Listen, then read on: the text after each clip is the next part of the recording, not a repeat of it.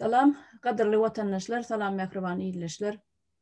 Bu nene biz siz bilen ýene-de Güllogyn bilen gepleşik geçirmekçi. Salam Güllogyn, hoş geldiňiz. Salam vatandaşlar, salam Olga Çariyana. Hayırlı Ramazanlar. Her kimin tutan roza ayında az beklidir köp adamların eden dualarınız inşallah kabul olar.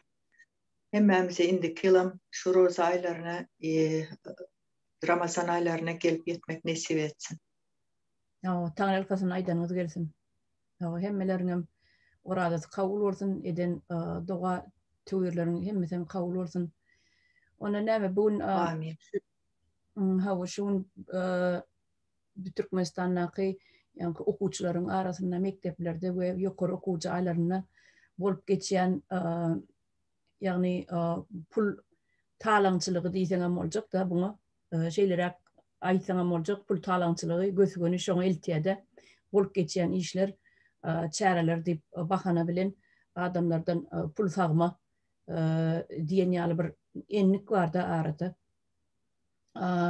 Şu arada nämeler aýdyp biljek siz? Elbette habaryňyz bar bolsun. Olga Çariyana diňe okuwçylaryň arasynda däl bu. Mesela medisina işgärleri, olaram çäre çykýar, şolaram näme giymelisin, şolaram aýdylýar. Bütün göz öňüne getirin, her sapar haýsy belaýata çäre bar bolsa, şolaryň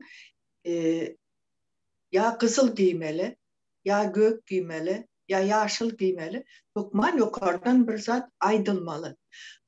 Soňam sen özüňde näme zadyň bolsa giyip geldiğin zat yok. Getirýärler, matany goýýarlar. Bir ay öňünden ya 15-20 gün öňünden şu matany alýan, diktirýän, çäre hazırlyk görýän.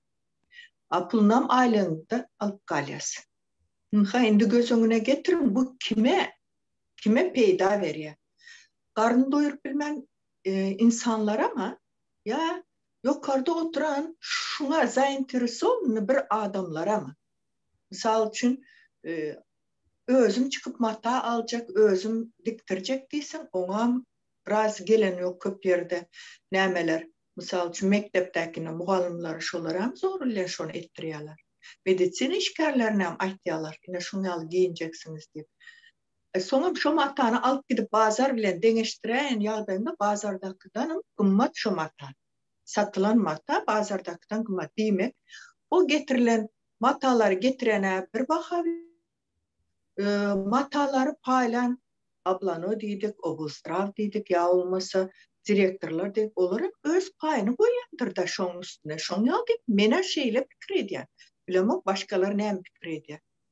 Nihay ýakynda bolan zat. Ýerde şu matany kim getirip goýýar orta? Siz şundan giymeli. Şu matany getirip goýan direktor nihay şu matalar bar, şu matalardan kırkıp berýän şu direktor vardır, zavuç vardır, ya şu mugallimlaryň içinde saylanan starşysy vardır, ya da medisina işgärleriniň arasında saylanany vardır. Şolar kesip berýär. Göresine göre. Tamam, arıkrak diye. Arıkrak olsa 1,5 metr. Birazcık kilolurak olsa 2 metr.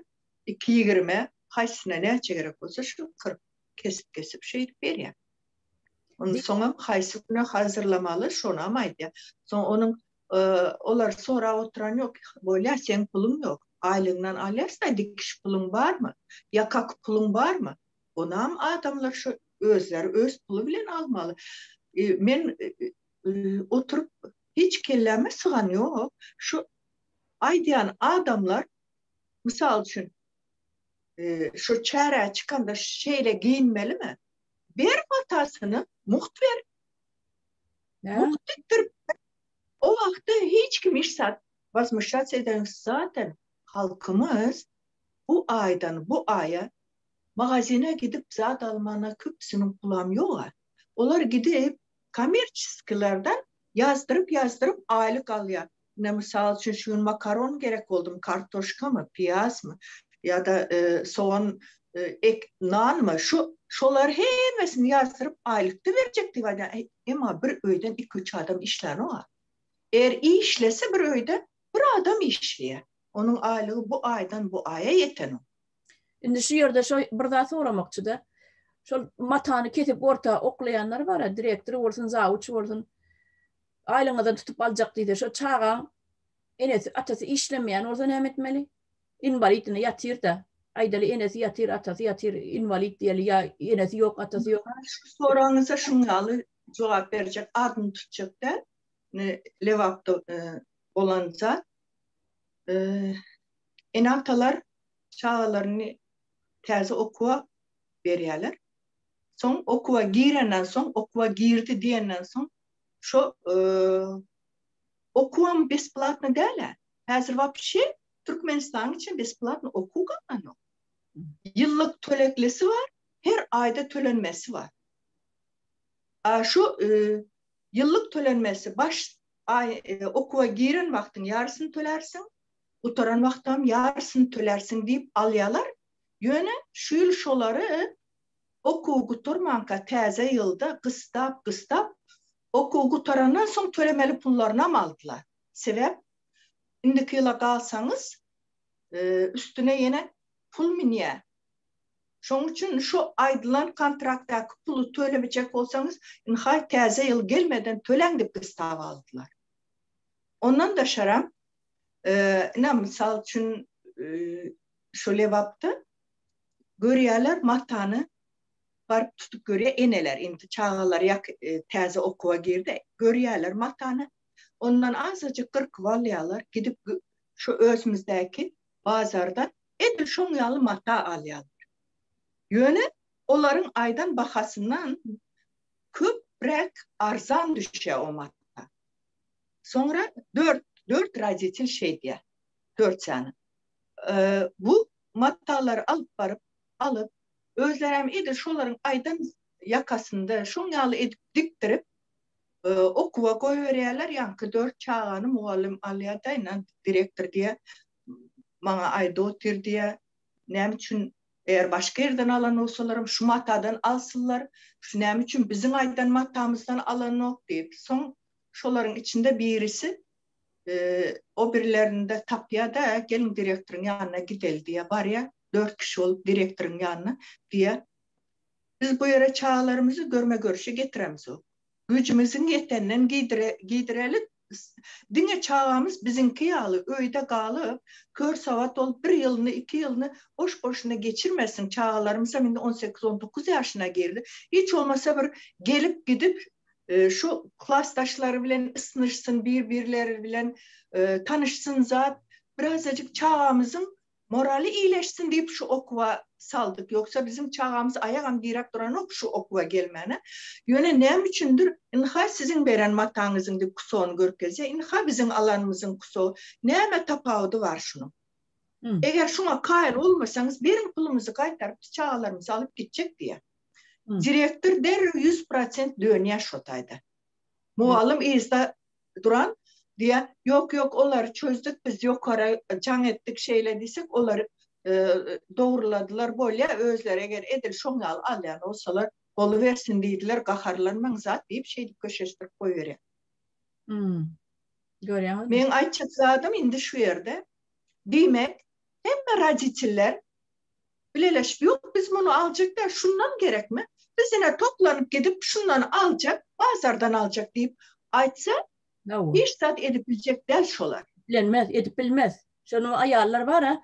Şu yerden ne bir maslahat verelim. Şu ayarlar çağası okuyan ayarların hemmesi üyüşüp var ha dava etmeni uğraşsınlar.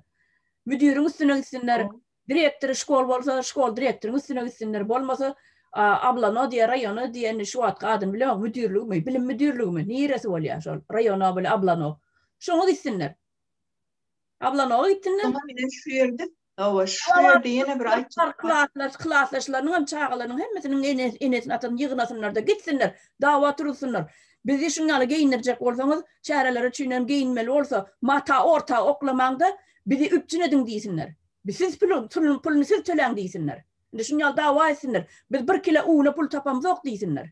Şeydip dava etmeni öğretmeli olur. Hazır indi 11. klası gutardılar ha. Ne geçen yıl 11. klası gutaranlara forma demediler. Sebep koronavirüsten dolayı toplanmak bolan yok, последний звонок etmek bolan yok dediler. Her kim özünün tapanca zadını alıp giyip bardılar, oturdular şu yerde klastaşlar bilen kaydıverdi. Ana bu yıl yine başladılar. Hazır şu Aşgabat'ın özünde bir näme etme üçün şu 11. klasın последний звоног'unu göynegi açık kızıl pombark deyiptirler. Onların o pombark hem 6 milyon. Yöne dine tekiz pombark. Ama ondan kımmatrakları var. 7, 8, 9, 10 milyona çeli var.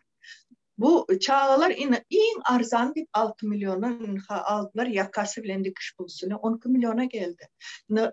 Sonra Aşgabat'ta hemmes adam işle oturan o var. Hemmes bay derler. Bir köyün 12 milyona düştü mü? Bir köyün yakası bilen dikiş bulsun matası 12 milyona düştü. Ondan sonra işlemeyen ne etmeli? Halk maşgalatını işlemeyen ne etmeli? Ben şunu açık olayanda şu kızlar 18 yaşındalar. Hemmes klasında naprimер 15 tanesi alsa 3-4 tanesi al bilmese şoların boynu bükük.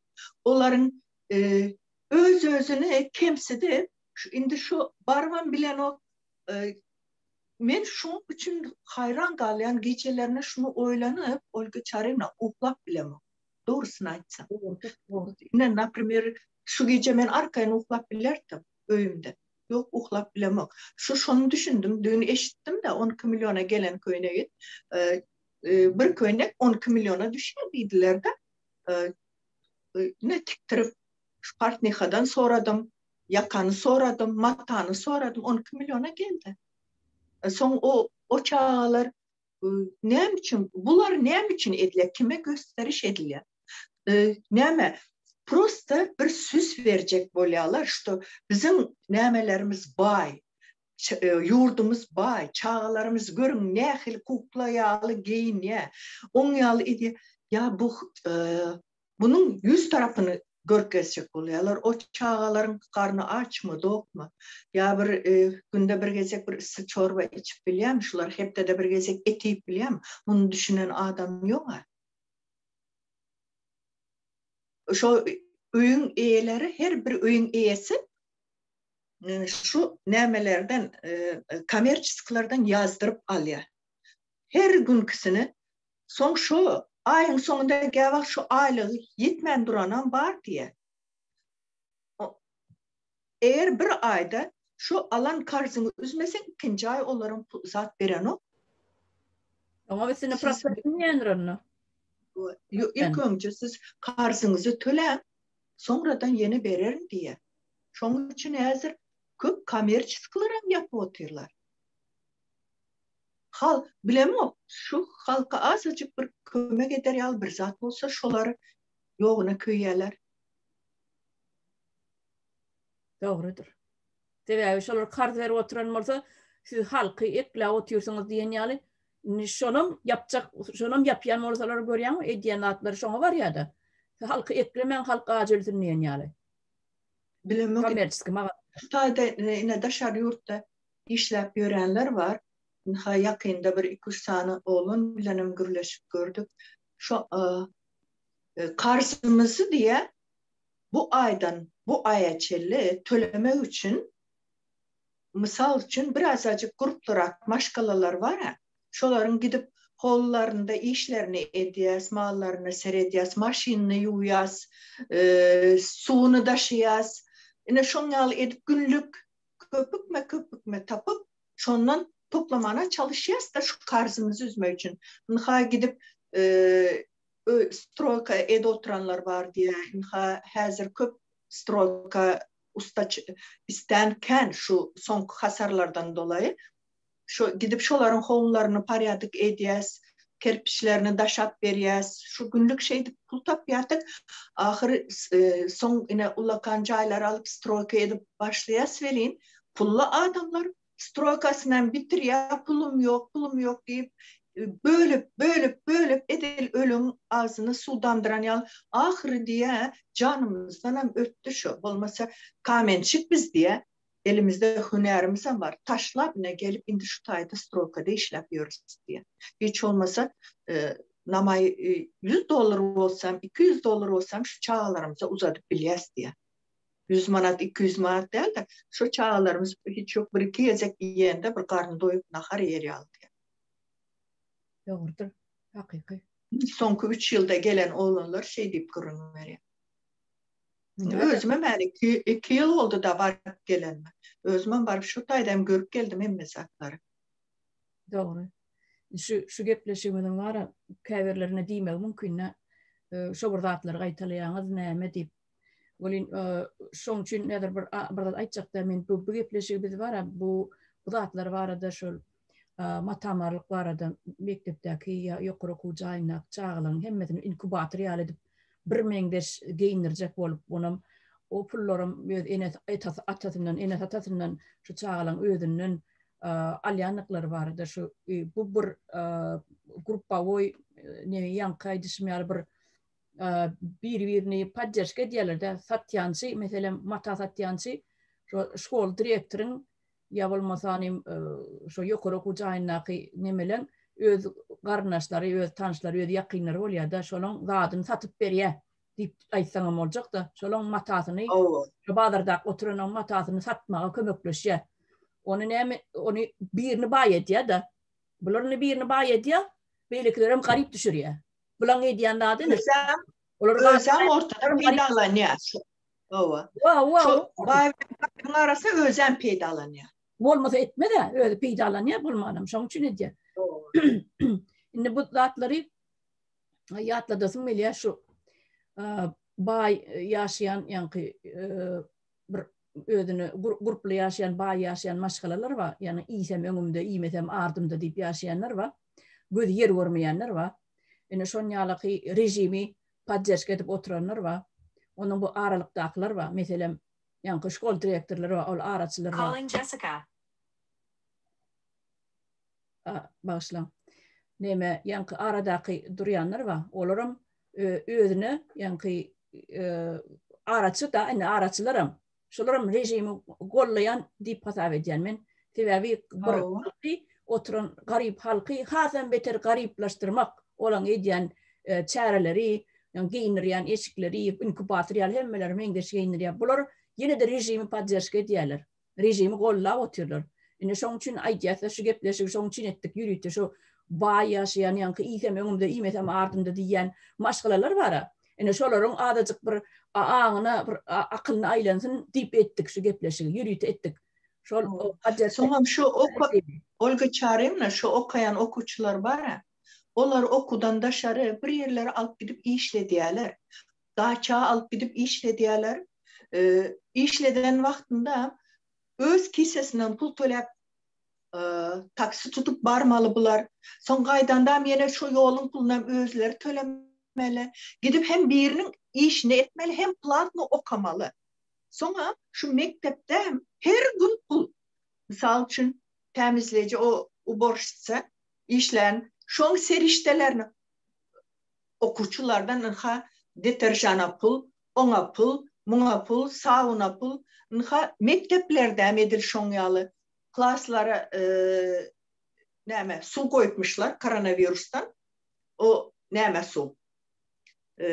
Temiz su koymuş. O şu suun pullarını çille alýarlar. Dozanaveska, doyna yakindeyne mektepinde okugutar otira, öňünden enatalaryň ýygnany etdiler bütün mekteplerde. Şu mekteplerde diýerler ki, inha okuwam gutar otir, remont etmeli, remonta içini temizlemeli, çağlarımız okuwa, terzi okuwa başlandı. Hem zat tertemiz olar ýaly, perdeni değiştirmeli. Hem mesela pul gepin kıskası halkın adı bankamat oluşmağa. Onların öz derdi, özüne yetik. Yine şu dine sümürmek bilen devlet olsa devlet etmeli o zatları. Ulan pikir halkı sağmak da. Sağmak. Dine sağmak. okuçusundan başlap, sadikten başlap, okuçusundan başlap, studentine dinge pul. Ha, Aşgabat'ta instituttaki okap öğren opşit veriyormuş velayetlerden baranlara. Şu okuçulara şu görevli var şu tayda girip görüyormuş da her kim hemenin pastelinin üstü bir türlü olmalı. Misal için iki kişi şu pastelin üstlerini özün almalı. Şu yere halı gerek, kışkı halı adzeline, yazkı halı adzeline. Olarak şu studentler pul toplap özleri almalı. Ben hayran kalıyorum. Bizim okuduk vaktinde. Opşit'ten yaşadılar. Opşit'te böyle indi. Her kim misal için Opşit'te şu bizim okuyan dövrlerimizde bağırt hem mezar neyme prostin padacanlık bir yerde gerek olsa yöne yok ben onu İslamik ben özümkini isteyen değilse şu özünkini yazıp yatın. Yöne hazır mecbur ediliyor. Hem mezat mecburu.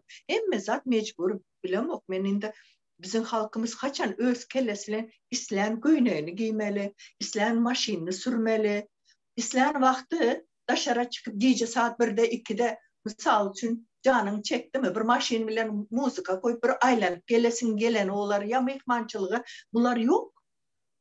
Bunlar hemmesi yasak. Doğru.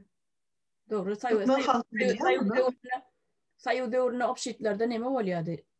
Neme demirden pırjın kravatları oluyordu. Bir adamlık demir kravatları oluyordu. Обычный magazinli matraslar oluyordu. Hemmelere denk aylanıyordu. Her kim girenine pastel beliyorlar, rahatları veriyorlar. Ak prostin, обычный prostin. 4 kişilik opşit vardı, 2 kişilik vardı. Ondan hemme daha da üçüne diyetler. Yöne ödün getiresinler de, öğünden getiresinler de. İstesen pakırval düşü, istesen keçe düşü, istesen halı düşü. Ödesleyin. Ödesleyin de. İslenin edip koyuyordu. Ha şu okap yören çağalarının köpsünün en ahtası şutaydı. Hemmesinin hem diyen yağlı. Şu çağaların, şu yerde okada oturan var. Mektepte oka oturan var. Hemmesi dat götürüyor. Sebep şu yerdekiler bir gün izin gündem şunu özüne harcanıp, şu bir gün izin gündem bir yerden bir temizlik alıp bir 150 lira pul işlep bileysen hiç olmasa şunun bilen özüm geçinerim de pulumu namayca öyüme uğradarım. Şunun her kim şunu al. Naprimer hazır açsalar yine Türkmenistan'a yol açıldı. Biletinizi alın gidin dese şu mahal az bir adam olmasa hiç kimin kesesinde bir samalyota bilet alar yal pulu yoktur. Sebep alanını alan yal eyyam anırda uyuz kazıklı duruyor. Şu uğradıp durmalı. Edil berdekiler sağımlı inek var ya şon yalı. Eğer onu etmesem anırda çağalar ne edecek? Sonra şu nemeler var. Studentler var. O kapüren. Eneleri, ataları birazcık hak hukukunu soran olsa, şu çağalarım atliçnite olsa, şu çağalarım kimsicek olup, hiçbir kellesi ne bir Rus dilinden bilen, ne bir hiç saat bilmeyen çağaları ne hilidir olsa, egzaminde onlar 5'lik alıp çıkıyor, o çağalar zordan 4 ya 3 alıyor. Olan var. Sebep onlar hiç kime hiç saat vermeyen. Ama o nemeler o beylekler pul bilen alıyorlar. O yerde okan çağalarım o zatların hepsinin farkında. Ol utarana şu vakti Berdi Muhammed'in dövrüne utaranlar var. Onların hepsini elekten geçirmeli var. Onları telden egzamin tavsırmalı var. Öz uğrunu bilmeyen, işe girip bilmedi. Ulan yine şunu aytacak olan. Olga Çarevna. Ne tolka okuçuları, ne tolka diplomları. Şu nemeler var. Bunları hepsini egzaminden geçirip ağın düşüncesini, fikrini yöne içinde atleşin okanlarım var. Sonra aytacak sadım şu 91. yıldan yine şu vakta çelle edilen hemme suutlar, basılanlar, şulara hemmesini gözden geçirmeli oluyor. Sebep pul verene adam öldüren olsam kaldı. Ni zakonla adamlar basıldı. Sonra yine bir yerde Türk'te işlep görenler var ya, şuların köpüsünün cayları alındı, anırda. Bunlar barmadan, misal için şular anıra barmadan, suut olacak bolsa, biri eğer misal için adamsı barıp arıza yazan olsa, ayalının adına, ben şundan boşanacak deyse, hani özü demeli. Ayal yok olsa, ayalın kardeşlerine paveska koyvermeli şu suut. Paveska barmadık. Hiç kime aydılmadık. Gizli edilen suutlar suut mu? Misal için ayağını ayırıp 6 aydan sonra propiskadan çıkarıp koyverip ayal hovada. Var mı şunu alacak mı? Yok onu alacak mı? Yine şuların hemmesini tez Türkmenistan bolun vaktinde gözden geçirmeli. Caya gidenler cayını izine almalı. Nizaşta oturanlar apravdat edilmeli. Üstüne var ya kompensasyon tölenir. Şu Nizaş'ta oturanlara üstüne de şonca yıl oturanlarda her yılına neçimin dolarla kompensasyon tölenir. Şu Berdi Muhammed'in hazinesinden. Olmalı şon yalı.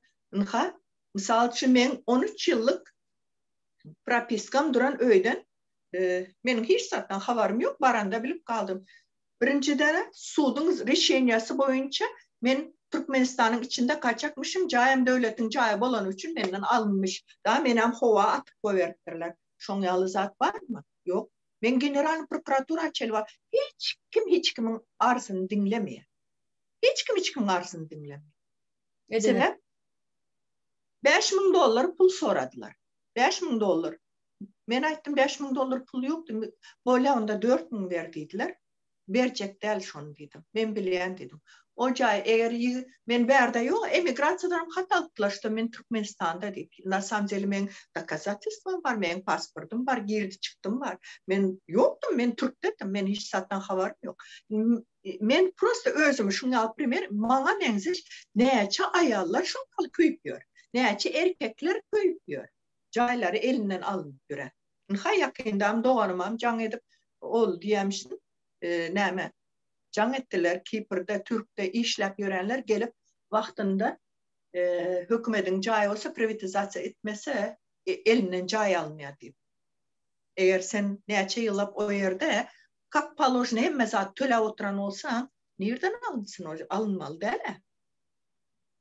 Olan bir pul kazanman bahanası nemesi? Yolu.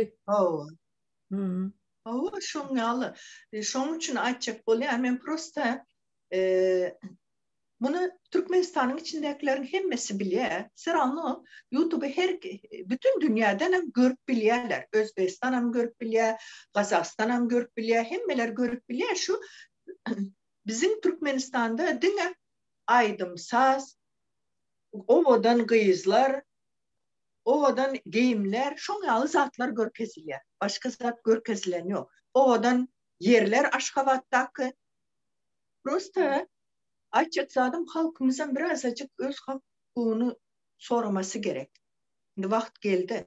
O şu enataları var ya şu gepleşen üstülen bir yüzlenesi milyada şu çağalar okuyan enataların dilini de biriktirin de var ya o hakimin üstüne olmasa da hakimenin o taydan emedel şkol direktörünün üstüne varın. Üstüne bar verin. Şu mektep direktörü var ya şu üstüne barıp dava turdu verin. Şu çağa islen şu yaşıl giymeli mi özümüz tapıp giydirir deyip. O hükman o yerde nime diyen dat diyor ya bir şu renkine çenne mengeş olmalı şu tonuna çenne ya da şu köyünün linyesi geçen şu çenne mengeş olmalı diyen dat diyor ya on. Onu lupalap görüp duran diyor ya on köyünün şu matadan mı ya başka matadan mı? Ya lupalap görüp durup dur. Kamisi gelip durum görüp durmuş o lupalap. Olga Çarev'le ne mi diyeniz? Şu broşkası azıcık şunu olsam şonam seni diyorlar saçlarının edilişine saçı kelta kızlar var ya şu saç alında saçınızı uzun edin diyemişler. Ona ne mi diyecek? Saç örüp ben vapşe kel olsam ne etmeli? Parik giymeli. Ha şunu alı.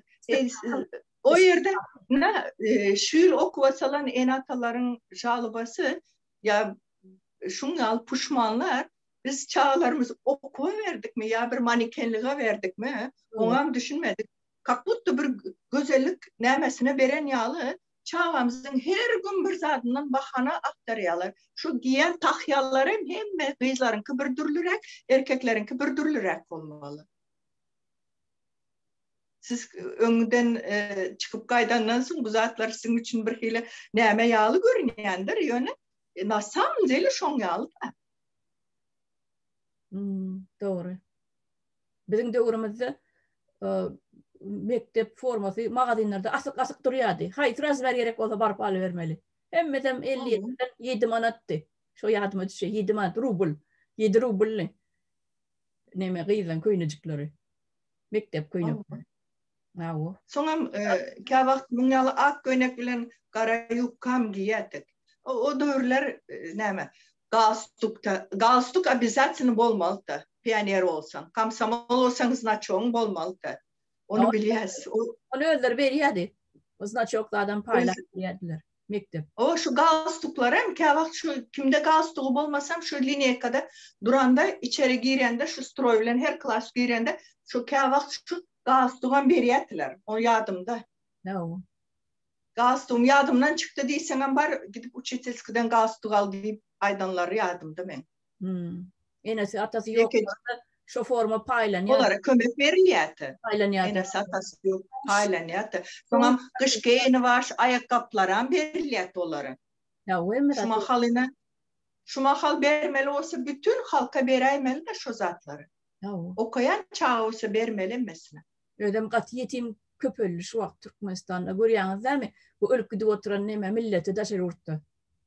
Çağalar, bilen şolong çağalar, yetim alýany.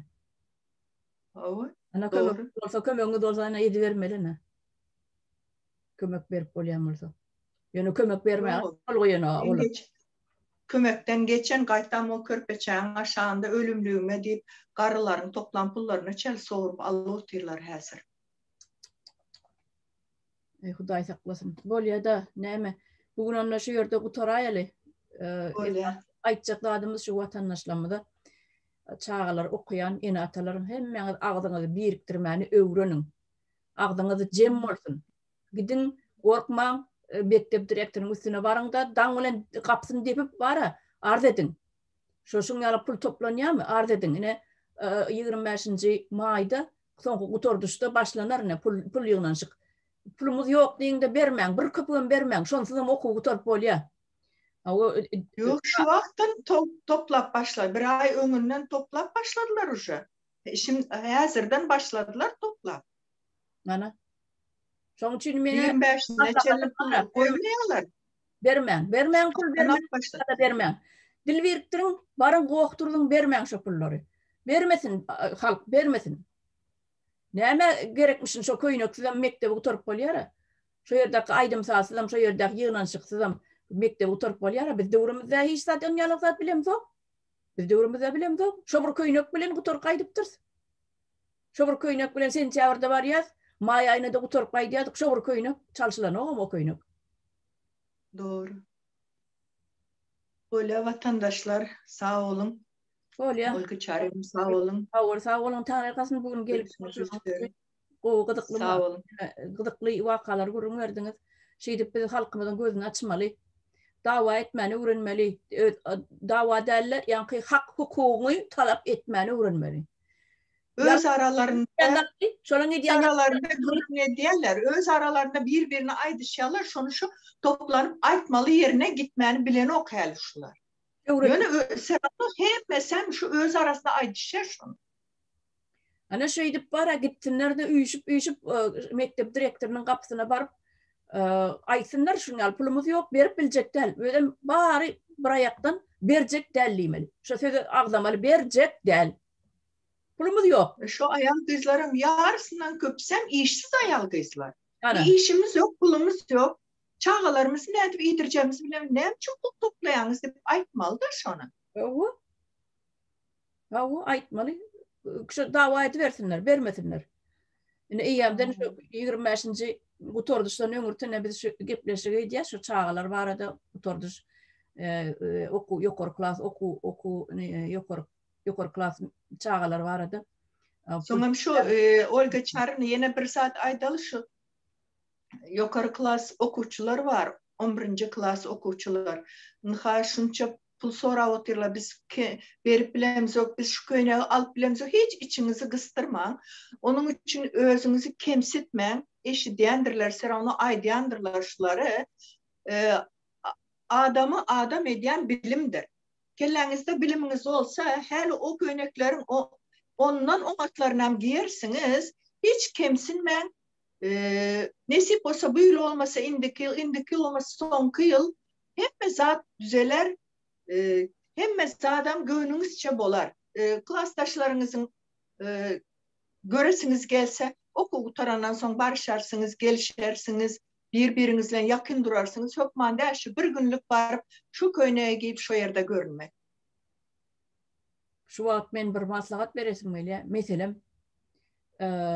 Mesela mene bir eliňizde pul var bolsa, şu köýnege beräjek puluňyz var bolsa, 12 milyon idiňizde, şu 12 milyonyňy onuna okuwy kitaplar satyn alyp, öz bilimiňizi ösdüriň şu 12 milyona. Men pikirimçe 12 milyon bir köýnege berersiňiz, olyny ýok ol.